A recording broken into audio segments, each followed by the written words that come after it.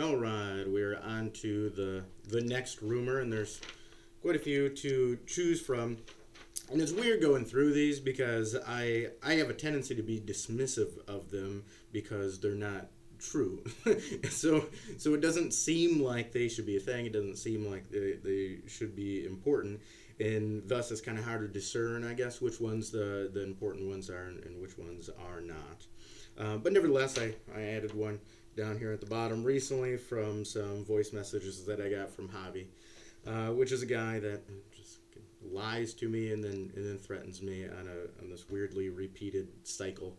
But nevertheless, these are interesting, and he said he's been talking with people about them. Whether that's true or not, I don't know. It's hard to tell, and especially from him. And so these two were well. We'll start with this one. So he implied said, but with weird sentences. So this won't be a quote. But Jeff is secretly a Democrat. And then that I was seen carrying around bags of ballots in the 2020 election, and thus was a mule that helped get Biden elected. All right, and so that's a lot. That's a lot to address, and ridiculous on so many levels. But I dressed running as a Republican in fight my article fighting local government corruption, fighting local government corruption on part 16, right? Because I addressed running in part 15, and then addressed running as a Republican in part 16, and that's jeffthinks.com. You can find those. And in that, I talk about the different parties and that it's possible here. No one seemed to believe that it was possible for Republicans to win here, and I told some Republicans that were heavy into the Republican movement in the county at the time that I would probably flip this township, and they didn't believe me, and then I did a lot of activity, and it ended up going that way. And there's a whole long history for the parties. It started off with the Federalist Party with Washington and Adams, and then there was the change in the election of 1800, which is so important that Thomas Jefferson called it the Second American Revolution because he had stepped away from George Washington's cabinet and formed the Democrat-Republican Party. That was a combined term at that time. We're on like our fifth electoral system, fifth party system in the United States. And then it was so big, and it tied 36 times in the Congress vote for president between Jefferson and Burr because one person had switched their vote because they weren't supposed to tie. Then Hamilton threw his weight behind Jefferson, and then eventually they had a duel, and Burr ended up shooting Hamilton, and then he ended up trying to form a little army and overthrow the United States, and all of that. And it's a super interesting story. And then the parties have evolved since then, and some third party movements have been attempted by Teddy Roosevelt and Ross Perot and some of these types of things. But there have been changes, and there was even like United Party. That's how Lincoln got in with Johnson right behind him, right? So Lincoln was the first Republican president, and in 1860, the first Republican had run for president in 1856, which was Forrest. Very important. Most people don't know him. In the couple of states he took over in the Civil War, he issued an Emancipation Proclamation that Lincoln rescinded. But Lincoln was against slavery. Interesting views there. But that United Party was how Johnson, who was pro-slavery and a Democrat, ended up being vice president. And what you certainly don't want as president is someone right behind you that has your exact opposite views. That's a repeated thing in American history. And so there's this long history of the parties, and I really like Frederick Douglass. I mean, reading his stuff, I think really makes me think about my own life and my own level of courage and ability and things that I would take on as a challenge. And he was a Republican. And when he talked about, and the Republicans were started as an anti-slavery party, right? Which I really like, right? I like the abolitionist stuff. I think slavery is this key feature. It's this thing that really points to the humanity of humans, right? Because it comes about naturally in all societies through war and then eventually debt, right? Those are the two ways that it comes about. And then moving away from slavery is this movement that has certain steps, and it's decently complex, but people usually say, all right, well, citizens of this city or this area aren't going to be slaves anymore, or of this certain religion, and then it moves further and further away from that. And I think this key point in discerning the importance of individual rights and the evolution of those individual rights over time, and the ideas that support those, So eventually I'm going to write some stuff on it. But Frederick Douglass said that he was Republican, and he's Republican to the bone, right? I'm not very good at having direct quotes off my head. I do quote them in that article. They're relatively short. But he's Republican to the bone, always going to be a Republican, in that he can be as independent as he wants to be inside of the Republican Party. And I say that exact same thing, right? Now, I'm not a Democrat, and a lot of people that I've talked to feel lost between the parties, like neither party represents them, and I am just one of those people, and have been for quite a long time. I don't like the two-party system. I think, usually what ends up happening is, especially at the high level, where your vote matters less as it gets higher, right? But it matters when you get to the more local level, and from village, township, city, county, all of that type of stuff.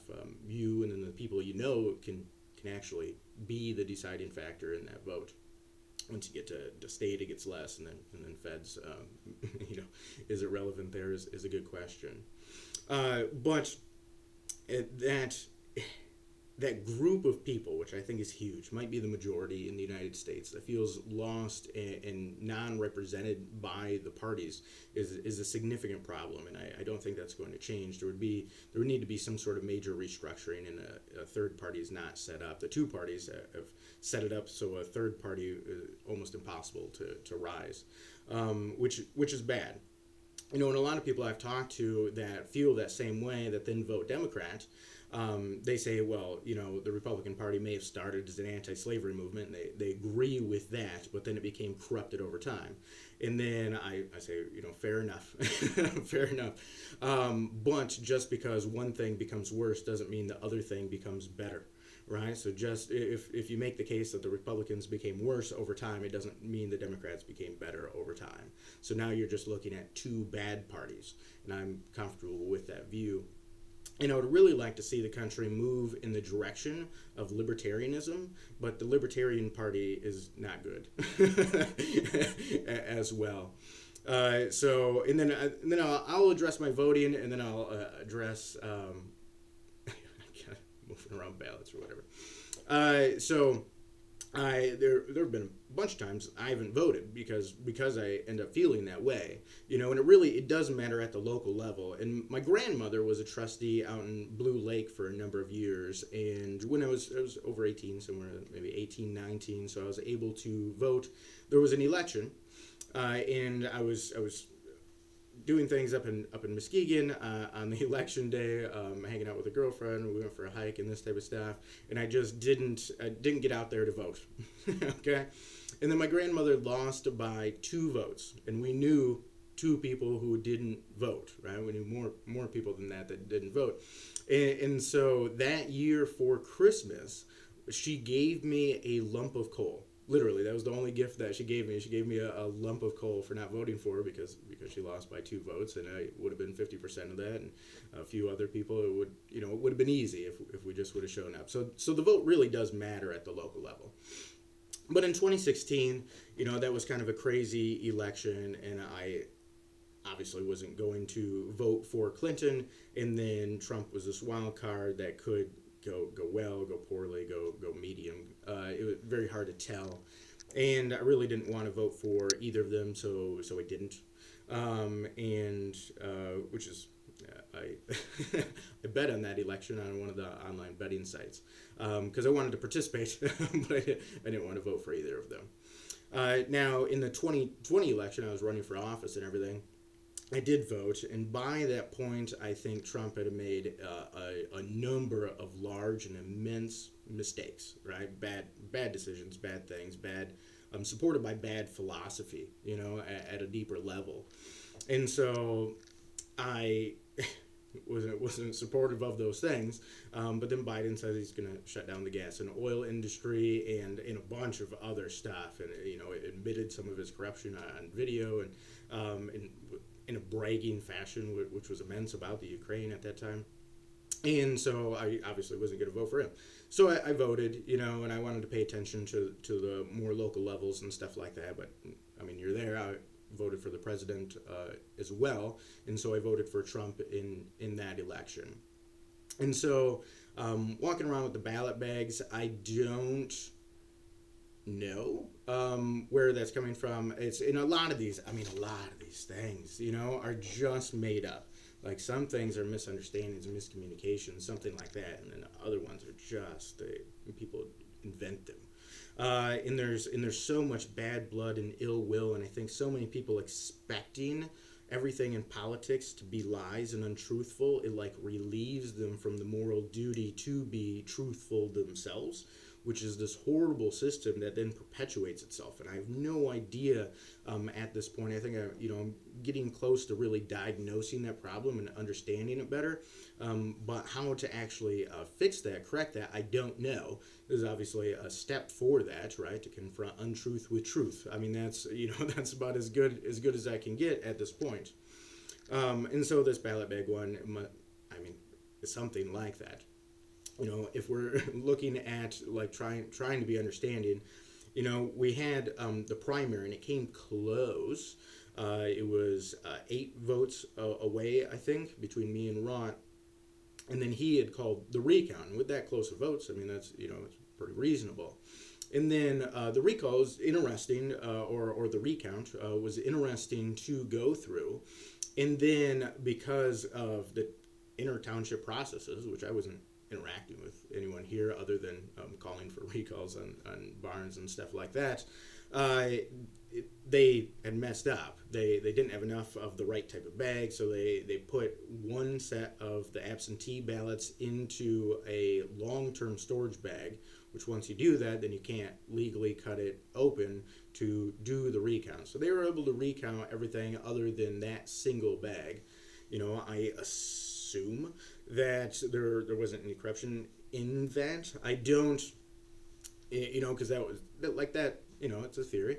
In the over the recount, I ended up coming out with nine votes ahead. I went there and a friend helped me and watch as they're like recounting them and try to challenge something if you think they're counting a wrong. And so that was an interesting process to go through. I don't see why anyone in the township would have wanted me, would have written all the articles, filed the police report, attempted the 2 recalls, and did the petition for the resignation, and was doing the videos and all of the stuff, and established the Facebook account and the website, and all these various things against the township. I have no idea why someone would prefer that I run rather than the other person who hadn't really done anything. And so I mean, if they were doing it, I would guess they would do it the other way. But nevertheless, difficult to know on that one. And so maybe that got confused with that. I was like helping in some way Biden get ballots. I don't. I'm not exactly sure. So it's an odd one. And I mean, we're going to have a contentious election this year. And now, the two sides, the two parties don't trust the elections. And this is it's not new, right? There was the Tammany Hall machine in New York. It's this hugely corrupt machine, right? Democratically corrupt machine.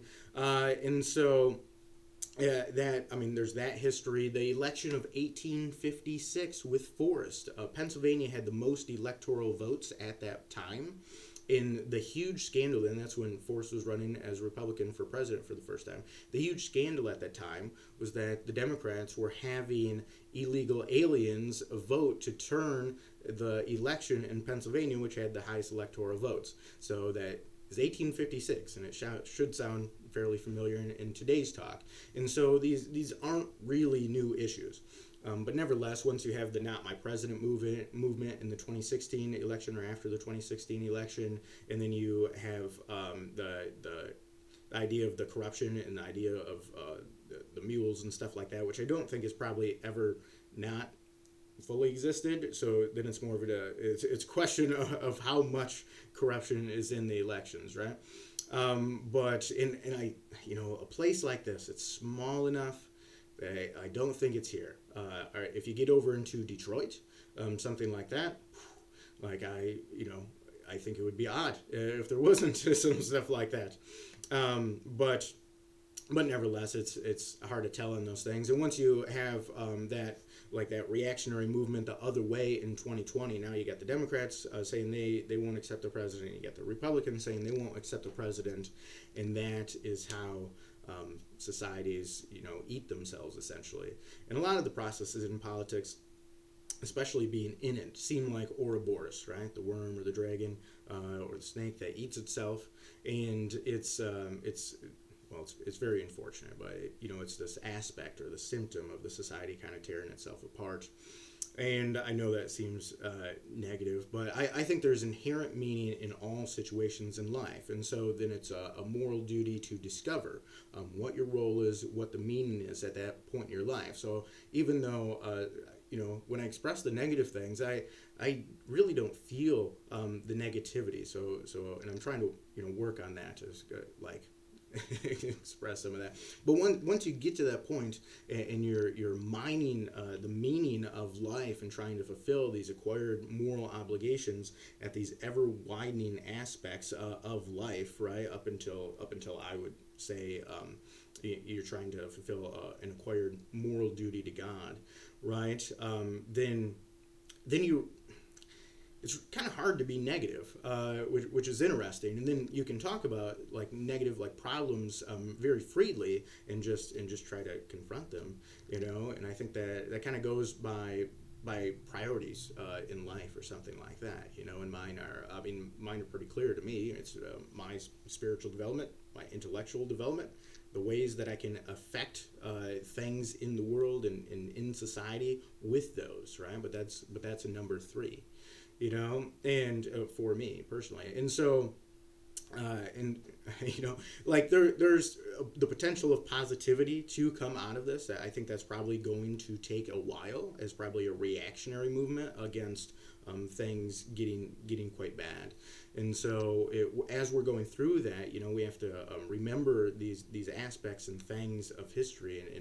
And when you're seeing the bad processes, it's important to then get involved and get engaged and try to know from history the lessons and then the good processes that need to be in there, and they are invented and discovered, right? Innocent until proven guilty is a discovery. It's an invention, and right, like a little bit of both, and trial by juries and all of this stuff. These very important good things, they're made over time through hardship, and at some point someone had to learn it the hard way, because you can learn from a person that learned from a person that learned from a person that learned from, but at some point, because it's not an infinite series, at some point someone had to learn it the hard way, and that repeated learning of it the hard way is this refreshing of this base, this foundation of knowledge. Anyways, going a little bit longer and a little bit further and a little bit deeper than I intend to on this, but I will cross out. I'm including those, even though they're different, right? There's 2 separate allegations there. I just include them together, and it came from the same guy and everything. So I will cross those off the list, and maybe tomorrow I'll come in and hit one on the positive side of some changes that we're seeing here in Dalton Township and things we're making progress on, and then we'll just continue with these lists. So if anyone has any thoughts, questions, ideas, comments, concerns, or positive things that they want to point out, or rumors that they want to bring up and want addressed, feel free to give me a call at area code 231-332-6700 or email supervisor@daltontownship.org. Until next time, this is Jeff signing out.